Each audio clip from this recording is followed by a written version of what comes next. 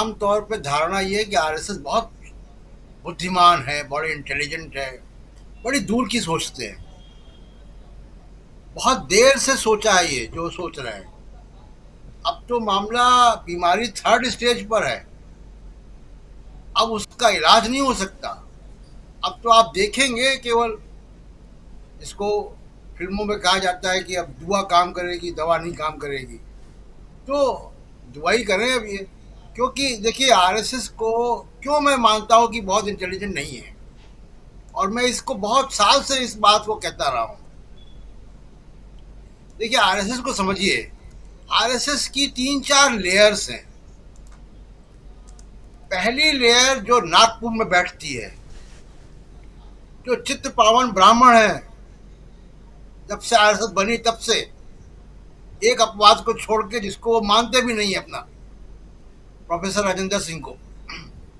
तो ये आरएसएस की जो इंटरनल लेयर है, ये इनके पास कोई बहुत, मैं कहूँगा कि बड़ी व्यापक समझदारी है समाज की, देश की, राजनीति की, कूटनीति की, अर्थनीति की।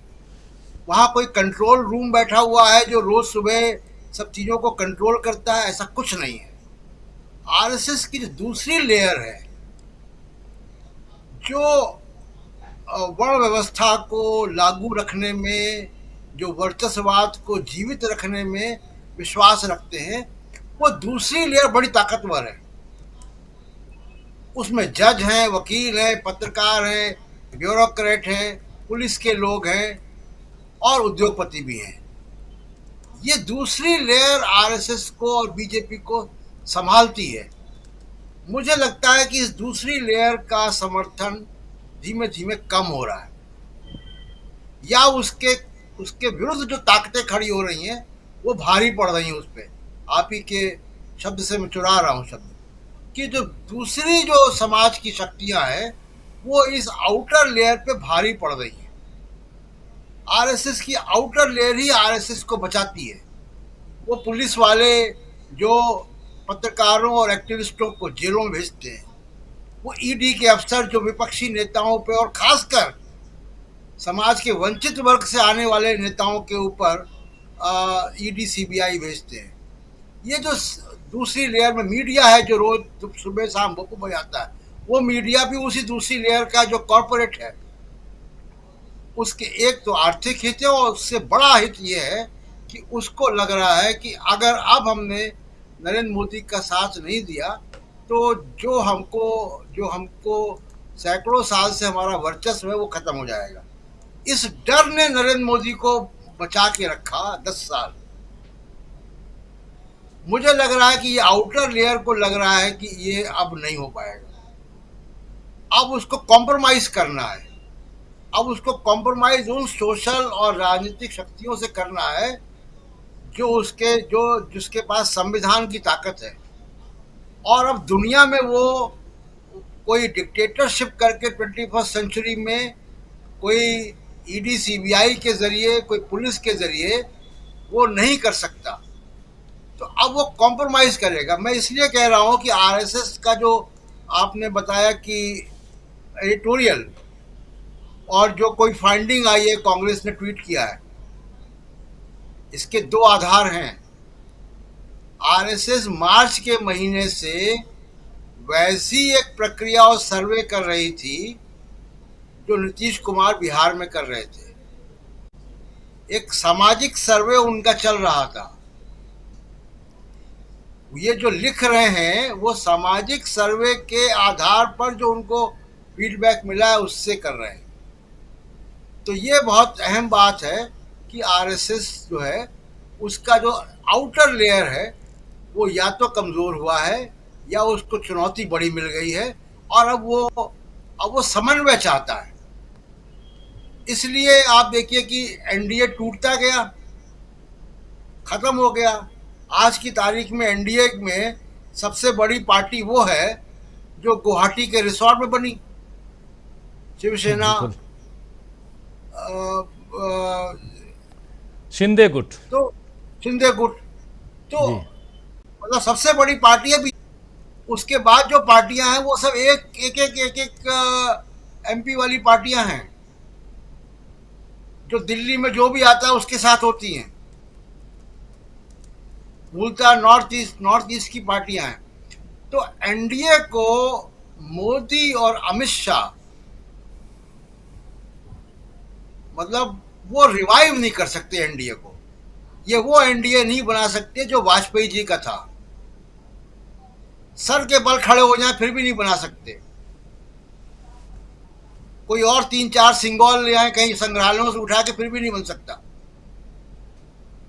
वो अब असंभव है,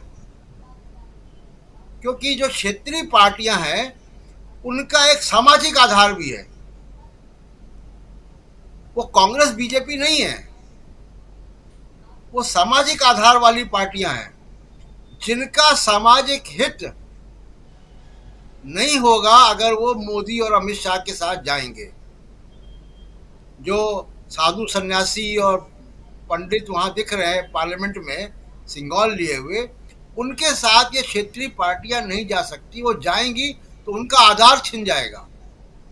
मैं आज आपके शो में कहता हूं कि जो भी क्षेत्रीय पार्टियां जाएंगी वो अपना चुनाव हार जाएंगी, क्योंकि वो कोई एनजीओ नहीं है, ना वो कोई प्राइवेट लिमिटेड कंपनियां हैं। कोई कह सकता है कि जी समाजवादी पार्टी तो मुलायम सिंह यादव के परिवार की पार्टी है, आरजेडी तो लालू यादव के परिवार की पार्टी है, होगा।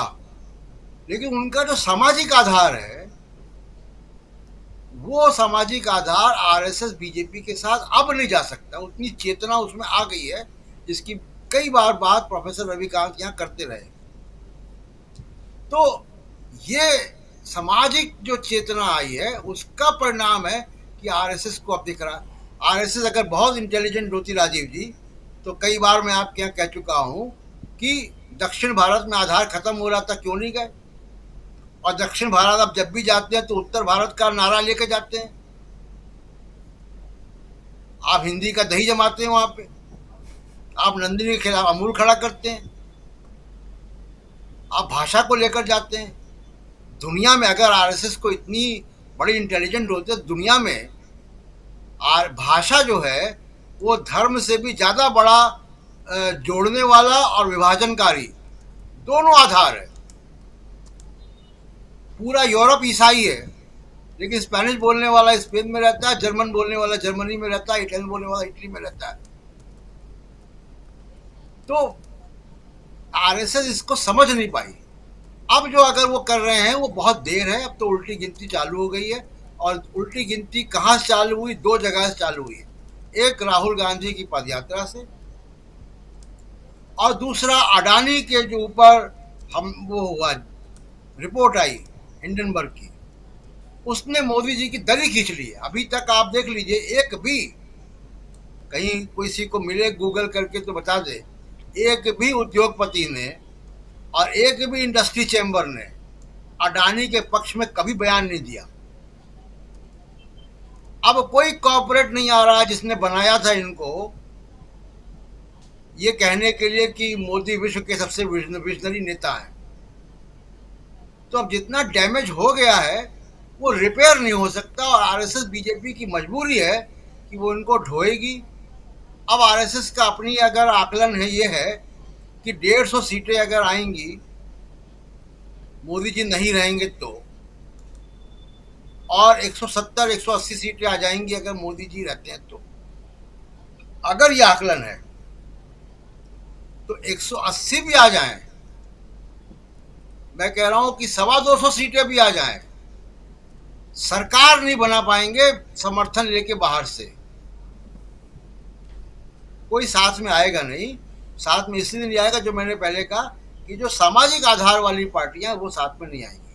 राजीव जी बिल्कुल, सामाजिक आधार वाली